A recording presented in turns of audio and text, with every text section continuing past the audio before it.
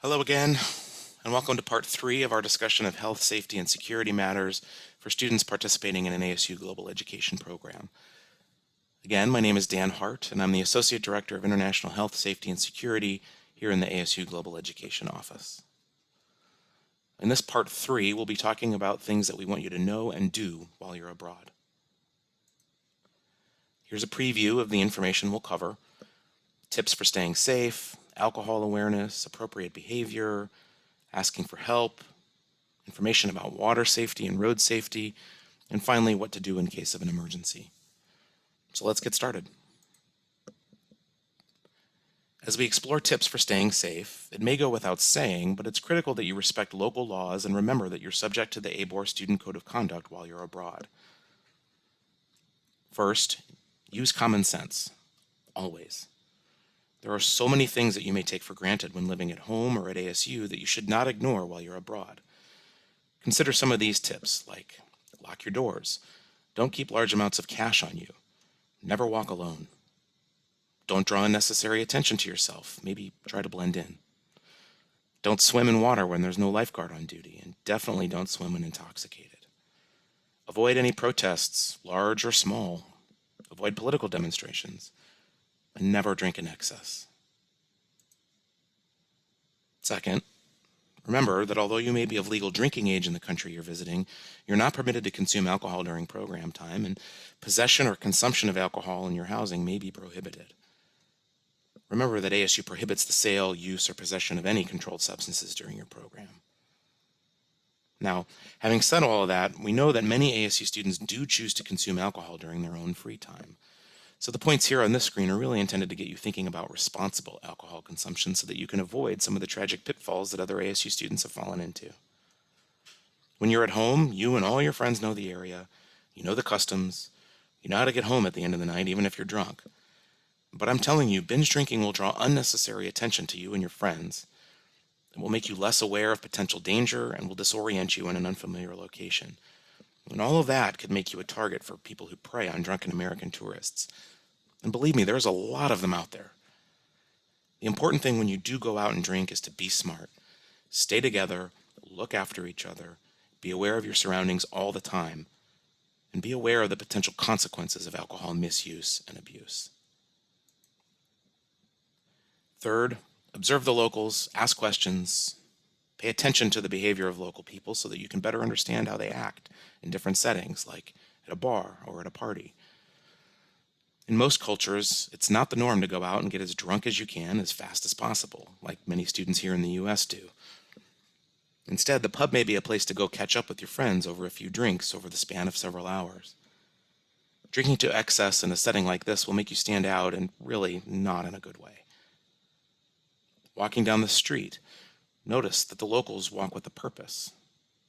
What might it mean if you make eye contact with someone? What attention might you draw if you wear culturally inappropriate clothes or flashy jewelry or carry an expensive smartphone? Drawing money. ATM fraud is a common concern in many cities around the world. How do locals handle cash and cards and payments? Riding public transportation. Do you make eye contact? Are there routes you should avoid? How do the locals deal with crowds? That kind of stuff. Fourth, if you ever find yourself struggling emotionally or mentally during your program, please don't hesitate to reach out for help. There are so many people who can help you should you ever find yourself having difficulty coping with the stress of travel, of being away from home in a new culture, or of being in a new unfamiliar environment with a group of people you just met. In addition to your support network of family and friends, you have your program leaders and all of us here in the Global Education Office. But you also have free access to a counselor at any time of day from anywhere in the world. You can find information on this slide about how to reach out to ASU Counseling Services for assistance. Again, this is a completely free service, available 24/7, no matter where you are. So please, if you feel that you might benefit from talking to someone about how you're feeling or anything you may be struggling with, do not hesitate to reach out. Fifth, be careful around water. Know your own limits. This may sound silly, but if you're not a strong swimmer, you should proceed very cautiously before entering any body of water. Pay attention to all posted signs. Don't swim if there's no lifeguard present. Observe the locals. If they're not on the water, you probably shouldn't be either. And if we're talking about swimming in the ocean, it's really important you know what a rip current looks like. If you grew up in Arizona, you might not have spent a lot of time in the ocean. So this is really, really important. The link on this slide will direct you to some information on the Global Education Office website where you can get some more tips regarding water safety. Next, I'd like to talk to you a little bit about safe road travel because traffic accidents are a leading cause of death for Americans abroad and particularly among college students. So, first of all, we never want you to drive any kind of vehicle while you're abroad. It's just a risk that you are best advised to avoid. Now, should you find yourself in a situation where you do have to drive, the Association of Safe International Road Travel has a helpful suggestion here. You can find road safety reports in the Traveler Health and Safety resources within your Global Education application, which I mentioned in a previous video. So let's assume you'll take our advice. You won't drive. Great. So what other modes of transportation are available?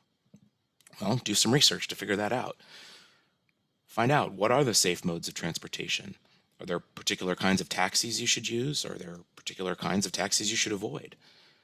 What about rideshare apps like Uber or Lyft or other similar services? Are those safe and reliable?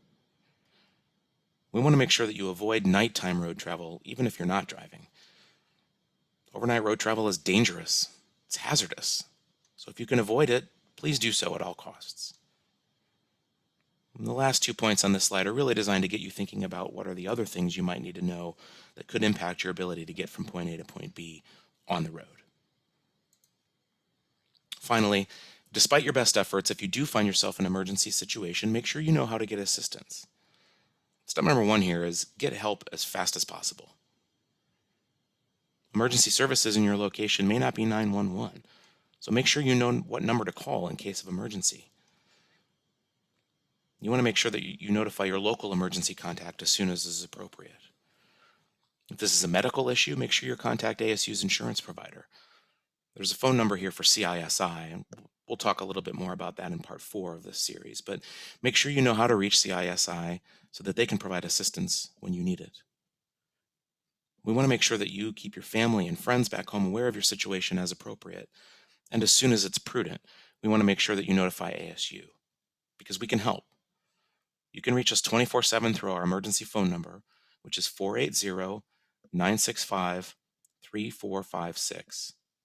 Write that one down, 480-965-3456.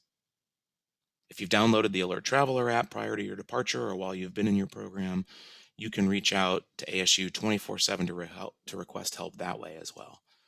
So make sure you know how to get help. Who will you call in the case of emergency? You're not alone. There are a lot of people out there to help you. But hopefully this points you in the right direction.